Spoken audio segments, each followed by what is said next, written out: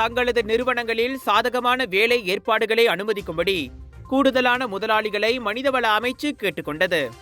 October மாதம் வரை Penang, கில்லான் பள்ளத்தாக்கு மற்றும் ஜொஹூர் பாருவில் 50,000த்திற்கும் மேற்பட்ட ஊழியர்களை கொண்ட சுமார் 3000 நிறுவனங்கள் சாதகமான வேலை ஏற்பாடுகள் மற்றும் அதை எவ்வாறு செயல்படுத்துவது என்பது பற்றி மேலும் அறிய டெலன்கோப் பட்டறைகளில் கலந்து கொண்டதோடு அதனை எப்படி அமல்படுத்துவது என்பது குறித்தும் அறிந்து கொண்டதாக மனிதவள அமைச்சர் ஸ்டீவன் சீம் தெரிவித்தார். பல நிறுவனங்கள் இந்த கொள்கையை அமல்படுத்த விரும்புவதாகவும் ஆனால் அதனை எப்படி அமல்படுத்துவது என்பது தெரியவில்லை என்று எங்களிடம் தெரிவித்துள்ளதோடு இதனை அமல்படுத்தாவிட்டால் தொழிலாளர் சட்டங்களை மீறுவதாகிவிடும் என்ற தங்களது கவலையும் வெளிப்படுத்தியுள்ளனர் என அவர் கூறினார். இந்த கொள்கையை அமல்படுத்துவதன் மூலம் நிறுவனங்கள் திறனுள்ளவர்களை நிலைநிறுத்திக் கொண்டு தொடர்ந்து போட்டி தன்மையை கொண்டிருக்க முடியும்.